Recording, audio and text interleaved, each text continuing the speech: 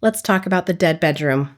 Not the one where somebody's cheated, not the one where there's explosive fights or ultimatums. I'm talking about the quiet one. The one where you actually do still love each other. You still function well together.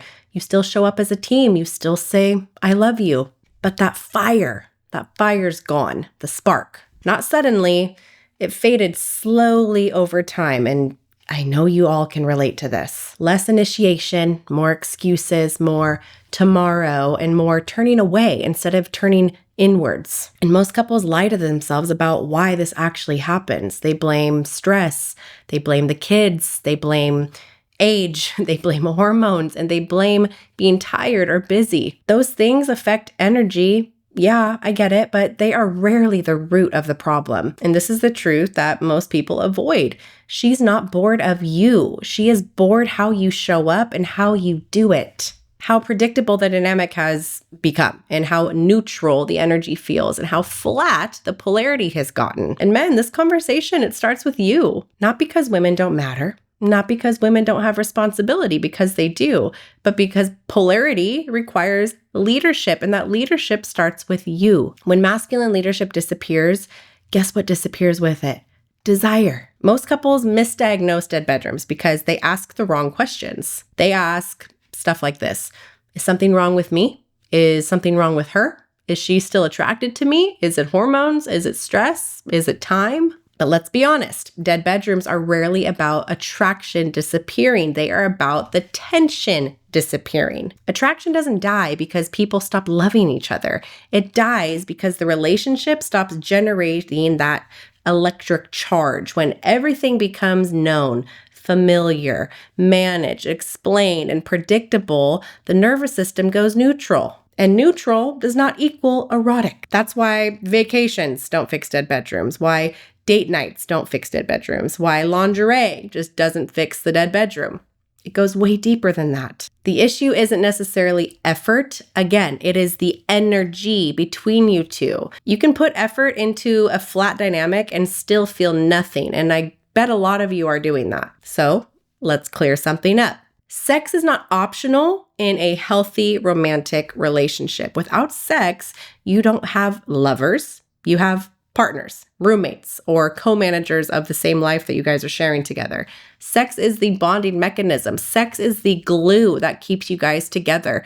It regulates your stress. It reconnects you after conflict. It releases tension and it restores polarity. When sex disappears, something always replaces it. Control, resentment, power struggles, emotional withdrawal, passive aggression. And here's the part that makes people a little uncomfortable. Emotional safety alone does not create erotic desire. You can feel emotionally safe with your friends, with your therapist, with your coworkers, with your parents, but you don't crave them and you're not trying to have sex with them. Erotic desire requires contrast, masculine, feminine, direction, surrender, initiation, and response. Without polarity, desire starves. Most dead bedrooms aren't caused by cheating or trauma. Sure, that can be factors of it, sure, but that's not what I'm talking about. They're caused by predictability, the same timing, the same initiation, the same touch, the same pace, and the same outcome. Men, hear this clearly, please. If your body already knows what's going to happen before it happens, so does hers. There's no tension and certainty. There's no suspense. There's no curiosity. Erotic desire lives in the unknown. When a man becomes predictable, he doesn't lose love or respect. He loses his sexual authority. Sexual authority is not dominance, though. It's not force, and it's not entitlement. It's presence without need. And when that disappears, a woman's body stops responding, even if her mind still loves you. Breaking that predictability is not about just trying new things, okay? That's a part of it. You got to try new things every once in a while, but it's also not about just new positions, new locations, or new techniques. That is surface level. Breaking predictability is about interrupting the patterns, initiating, then stopping, touching without escalating, creating some anticipation without the resolution, and holding the space without consuming it. Erotic tension grows in restraint. If everything always ends in sex or rejection, desire collapses. Tension needs room to grow and build. Masculine leadership and intimacy is not force, though. It's direction without attachment to the outcome. A woman does not open when she feels begged for. She opens when she feels led and desired. Desire dies the moment sex becomes a reassurance check. When initiation is really asking these questions: do you still want me? Am I enough? Please validate me. That energy is felt immediately. Desire is a nervous system based, not logical. You cannot argue desire into existence, and you cannot negotiate attraction. You just can't. You can only evoke it and build it. Men, understand this clearly. In a relationship, you are the captain of the ship, not the dictator, not the tyrant, the captain, the leader. There is one captain of the ship, not two. The captain does not ask the crew where they're sailing every 5 minutes. He doesn't narrate every adjustment he makes. He does not panic when the waters get rough. He sets direction. He reads the conditions and he adjusts his course. And the crew relaxes because somebody else is steering and he's got it. He's in control. When a man loses direction, the ship doesn't stop moving. It just drifts. And drifting creates anxiety. When a woman questions or pulls back or tests your direction, she's not asking you to surrender the control. She's asking, hey, are you still steering the ship here? And guess what? A captain doesn't argue with the waves, right? He adjusts his sails to them. That is your masculine leadership. Taking control doesn't mean just total domination. It means initiating without anxiety, deciding without over-explaining yourself, holding your boundaries without anger, and remaining steady when emotions rise, because trust me, they will. A captain makes the call and he owns it. That ownership creates trust, and trust allows her to relax, soften, and respond to you. Most dead bedrooms begin when men abdicate the captain's role. They become overly accommodating, over-explaining, approval-seeking, and emotionally reactive. And guess what? That ship no longer feels led. So guess who starts to steer? She does.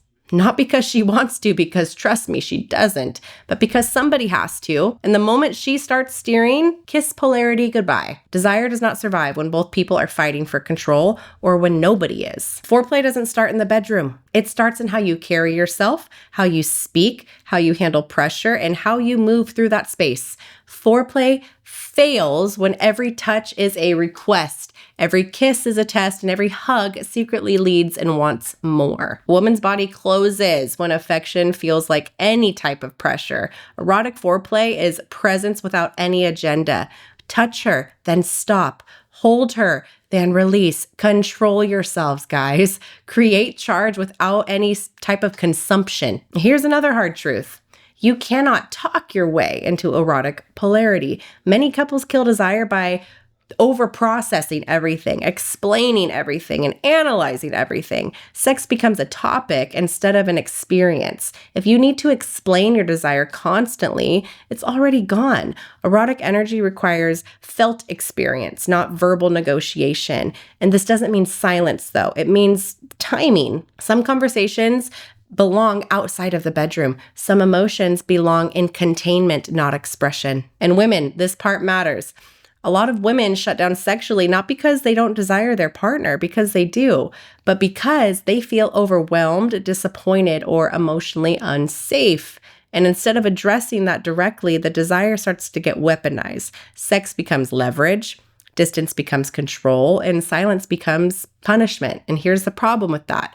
Sexual shutdown is not empowerment. It is the complete opposite. It's manipulation and control suffocates polarity. If intimacy only opens when conditions are perfect, when moods are managed, and when resentment is resolved, desire does not feel invited ever. It feels negotiated. And erotic energy does not survive negotiation. Many women say they want a man to lead, right? But then they punish the leadership when it shows up. They correct his tone. They micromanage his approach. They question his decisions, and then they pull back the moment any type of uncertainty appears. So guess what? He stops initiating, not because he doesn't want you, but because every attempt feels like a test that he's failing. Reopening the desire does not mean giving up your power. That's not what I'm saying.